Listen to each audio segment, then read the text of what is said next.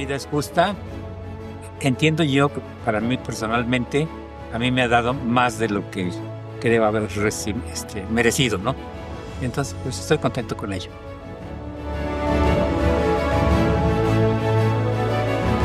Mi vida a los 6 años era la de un niño de un pueblo, ¿no? Nadie se imagina cómo ha cambiado todo. Desde el momento en que uno entra al seminario y llega el momento en que se nos dice ya vas a ser sacerdote. Llama al arzobispo y me dice que me va a ser diácono, que es el paso anterior a ser sacerdote, pero que me va a mandar a estudiar a Roma. El motivo de mi salida de la iglesia obedece básicamente a un desajuste entre lo que yo percibía que debía ser ya, digamos, la iglesia del Concilio Vaticano II y lo que realmente estaba sucediendo.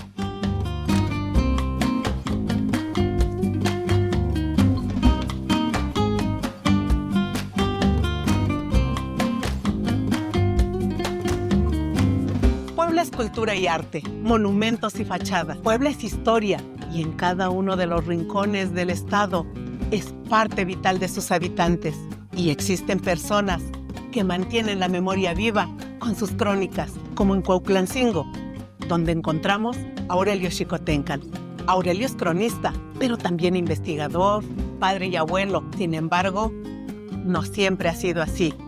Él conoció el sacerdocio, también supo lo que es renunciar a él. Y esta es su historia, porque como tú y como yo, todos tenemos algo que contar.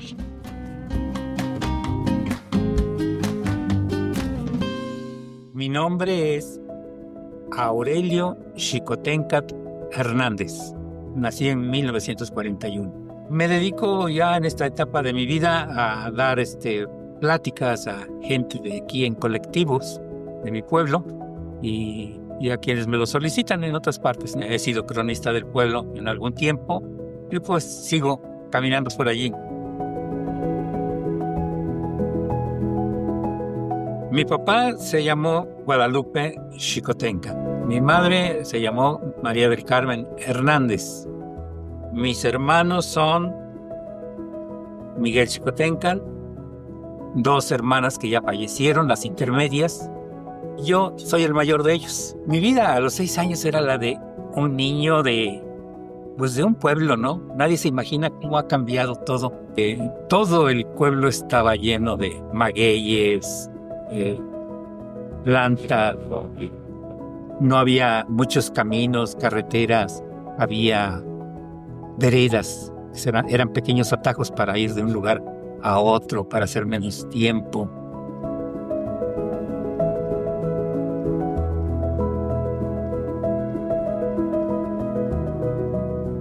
Mi papá se dedicó al campo. Su papá fue campesino, él fue el hijo menor. Entonces, pues no tuvo, digamos, otro estudio. Él estudió nada más hasta tercero de primaria. En algún momento mi hermano y yo nos hemos puesto a considerar cómo es que mi papá salió adelante.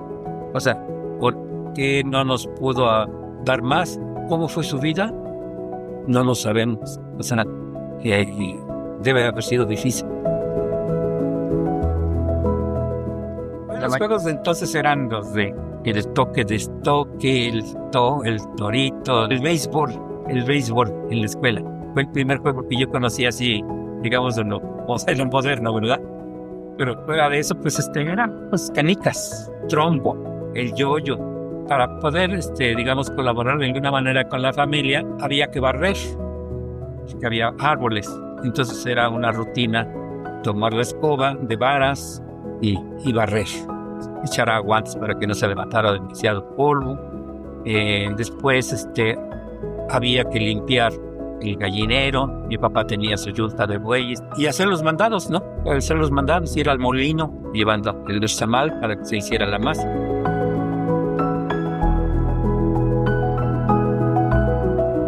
Sí, hubo momentos en que mi mamá decía: hijo, te quiero mucho, pero te voy a justiciar. Darme una machetada, ¿no? O sea, pero no fuerte, sino dabas así como medio insinuada, ¿no? Parte de mi papá, sí, yo me acuerdo que 2 veces me dio, ¿no? Uno muy chiquito, yo creo. Según me dicen, y yo nomás me acuerdo que me pegó. Pues me dicen que fue porque le boté algo que le pedía yo y no me lo quiso dar algún tiempo. Y cuando me lo dio, se lo devolví, se lo aventé. Por andar jugando, perdí a la burrita que tenía yo, ¿sí? O sea, me puse a jugar, cuando la busqué ya no estaba y pues iba a buscarla y hasta que la encuentres. O sea, yo fui el mayor, después 2 hermanas y la hermanita tercera, casi al cumplir 1 año falleció. Pero no fue un problema que yo lo sintiera demasiado, ¿no? Más aún, ya pasando el tiempo, siempre como que me vino cierto remordimiento de conciencia, según, porque con mis primos nos íbamos a robar el pan de dulce que había para la hora de que daban el atole o el café.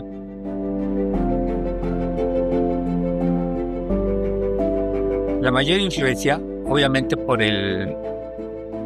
ser hombre, pues viene de mi papá. Yo veía que tenía gran aceptación entre la gente, entre los jóvenes, más aún en la misma familia, los otros sobrinos lo buscaban mucho.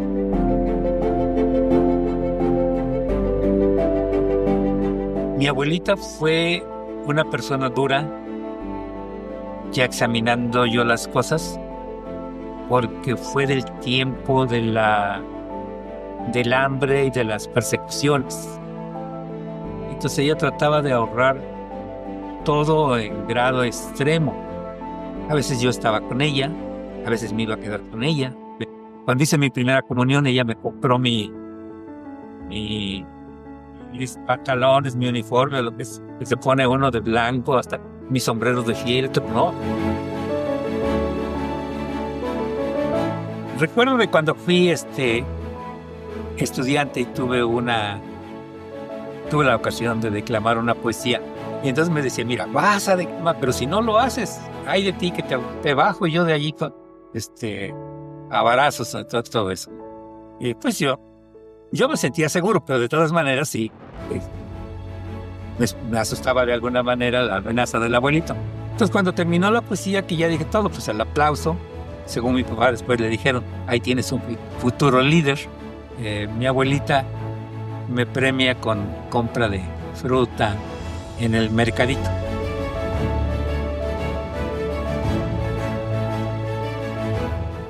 Resulta que mi madre se crió más con su abuelita, quien estuvo con unas monjas. Entonces mi mamá aprendió todo eso, y cuando en 1929 se crea la parroquia aquí en Cuautlancingo y llega el primer párroco, entiendo yo que empezó a colaborar en la iglesia. Y entonces el párroco no duró más que 3 años. Entonces mi mamá, joven, convivió en ese ambiente. Entonces ya cuando ella se casa, las pláticas en la familia eran que el padre fulano, que el padre quién sabe qué, que quién sabe cuándo. Y es todo lo que veía yo, ¿no? Que el señor obispo fulano, que este libro de canciones del señor obispo Pedro Vera Isuria. Y la familia también, pues muy acercada a la iglesia. Fui acólito, y al ser acólito, pues como que se fue dando más estar continuamente en la iglesia, convivir con más sacerdotes, ver a todos esos, y llegó el momento en que vámonos para el seminario. Bueno, no fue tan así.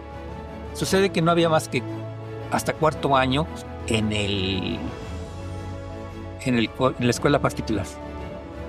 Y entonces dicen, bueno, ¿cómo le hacemos? Entonces mis papás pensaban mandarme a internarme en el Benavente. Después dicen, no, pues hay una escuela apostólica donde dan 5º y 6º antes de entrar al seminario. Y allí me fui.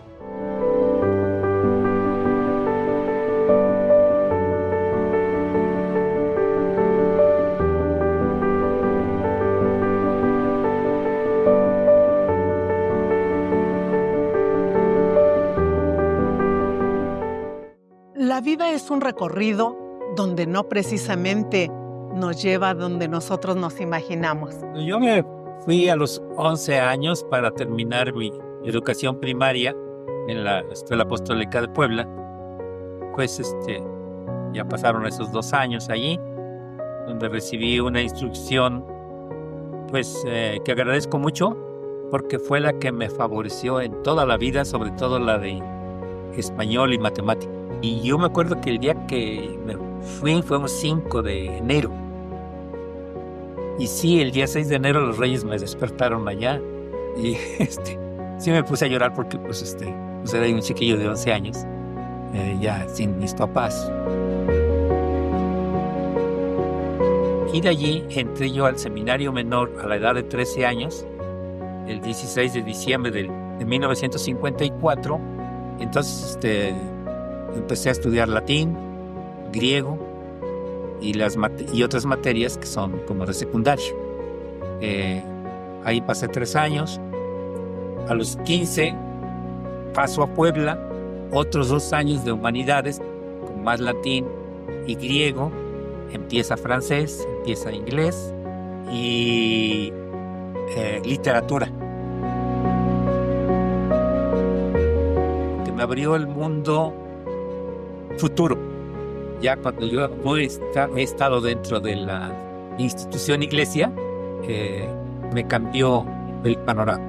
Otro año que me sirvió mucho intermedio entre en la filosofía y la teología fue haber estado acompañando al arzobispo de Puebla durante un año.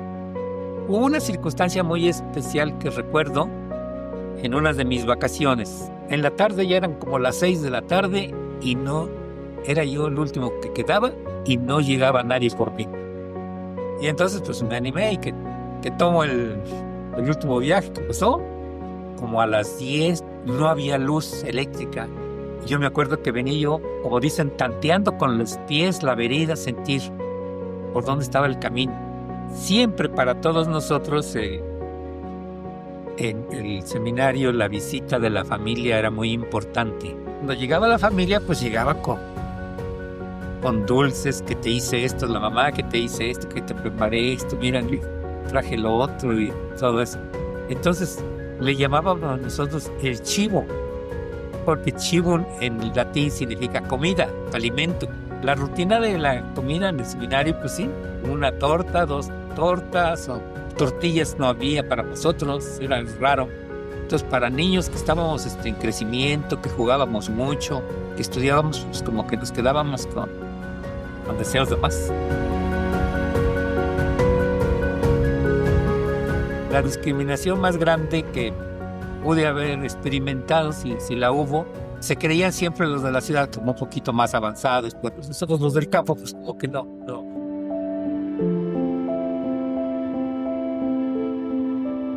Los 15 a los 18 años estuvieron un poquito marcados el destacar un poquito en los estudios. Los alumnos un poquito más destacados del seminario los escogían para ir a estudiar a Estados Unidos, al seminario de Montezuma en Nuevo México. Y los más destacados para ir a estudiar a Roma. Y yo trataba de que no me tomaran en cuenta, porque no pensaba no quería yo irme. Las cosas que me cambiaron la vida, o el asunto que me cambió la vida en realidad, creo yo, fue el que el señor arzobispo me hubiera invitado a acompañarlo a él durante un año. Entonces estuve en Roma, en la Universidad Gregoriana, que es la Universidad de los Jesuitas. Después de un año de estar en Roma, me dicen, te puedes ordenar ya de sacerdote. Entonces me dan mis papeles y todo, la licencia, digamos, para que me ordenen en otro lugar.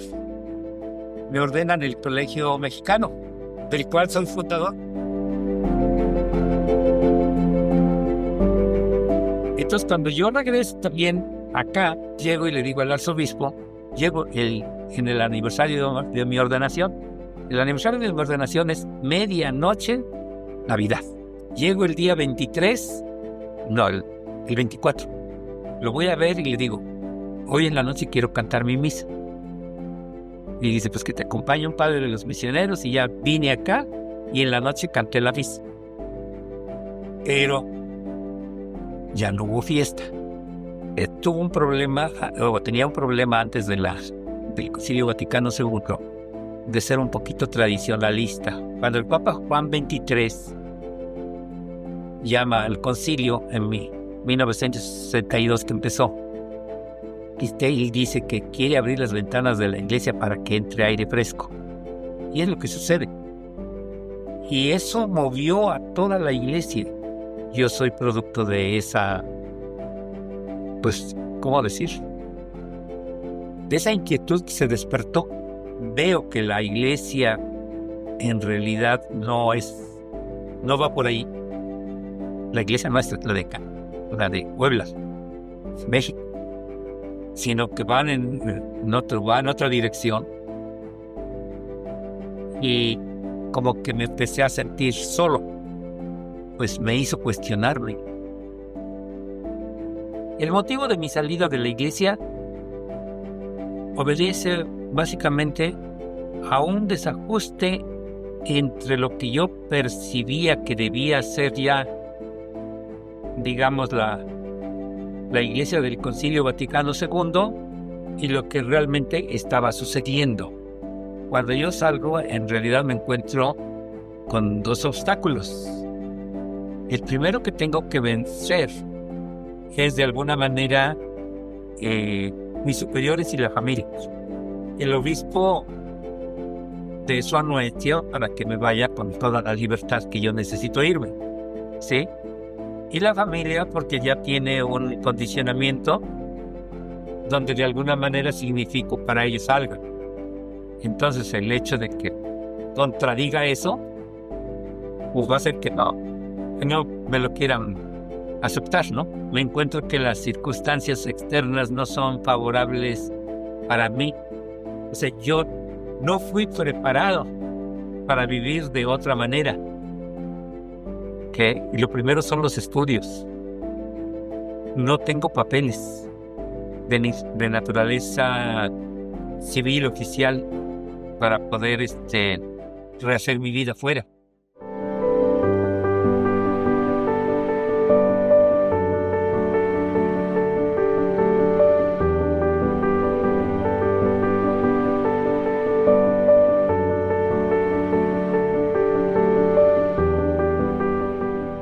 Muchas veces, la meta aquella que nos marcamos no es ni siquiera la que imaginamos. Por eso me voy a Estados Unidos y allá trato de empezar a buscar la vida. Después, pasando los años, consigo un trabajo en México, regreso aquí. Siempre que se cuestiona a un sacerdote por qué se salió, el primer motivo que se presenta en la mente de las personas que lo preguntan, siento yo, es que hay una mujer de por medio. En mi caso, aunque la presencia femenina, obviamente, de forma general, ahí está, no había en concreto una persona en particular. Pasando 2 años, encuentro una persona que pienso que puede acompañar en la vida. Digamos, éramos vecinos, básicamente en el mismo edificio donde vivíamos. Y empiezo a platicar con ella hasta que pues finalmente decidimos que vamos a vivir juntos de alguna manera. Pero me casé después. Creo yo que como esposo ya es padre de familia, me ha ido bastante bien con los problemas que todos tenemos. Yo creo que el principal problema que he tenido yo es que he viajado mucho en mis trabajos. Entonces siempre el alejarse un poco de la familia trae algunas consecuencias, ¿no? Me he preguntado varias veces si lo que hice al ser sacerdote, actuar como sacerdote, estuvo bien o estuvo mal. Pero pues digamos, lo más sano es siempre no cargar con cosas que se le hagan a uno daño, ¿no? Entonces, como dicen, a lo dado, ni Dios lo quita, ¿no? Es muy agradable tener la familia, tener unas hijas. Yo tengo puras hijas que me quieran, tengo también puras nietas, sí, igual, que me quiera mucho, ser considerado, me llena. Las oportunidades que he tenido en la vida, pues han estado ya preparadas, como diseñadas para mí, ¿no? El haber estado en el seminario, pues conocer latín, griego, literatura, pues me dio toda la oportunidad para estar, para ser profesor, ¿no? Sí, el haber también estudiado algo de sociología, me hizo también tuviera clases en el seminario de eso. Ese ha sido, yo creo que uno de los mayores logros, que con los conocimientos que adquirí yo en el seminario, o sea, he estado a cargo en 3 gerencias editoriales, en el Manual Moderno, Publicaciones Cultural, y 2 veces en Larus. Esto me ha permitido también colaborar para hacer algunos 2 libros sobre Cuautlancingo, junto con mi hermano, en una tarea que tuve como cronista del municipio. Entonces, yo puedo decir que después de 40 años, yo escribía un día algo y decía yo que el Concilio Vaticano no había avanzado gran cosa después de 40 años. Y después de eso me encontré un librito que salió precisamente y decía eso. Finalmente puedo decir que lo que llamamos hoy el humanismo es lo que ha permeado, digamos, gran parte de lo que ha sido mi actuación en la vida, ¿sí? Entonces, pues, el considerar a las demás personas, digamos, como sujetos de todo, de cambios, sujetos de bienestar, sujetos de ser cada día mejores, es lo que me ha ayudado o me ha permitido buscar ese camino de ayudar a la gente. Para mí, el éxito, en primer lugar, es estar en paz con Dios, enseguida estar en armonía con la naturaleza. Me veo en el futuro como un anciano lúcido y productivo. Mi mensaje final es que aprovechen todo lo que les da la vida. Como dice el refrán popular, si la vida te da limones, pues haz agua de limón. La frase que me define de todo mundo está loco, menos yo. Él se dio cuenta que en la vida no hay camino, se hace camino al andar. Me gustaría finalmente que me recordara la gente como un agradable compañero de viaje, alguien que conocieron y del cual se hicieron amigo en el camino. Decirle a la gente que siempre es posible que las cosas salgan mejor.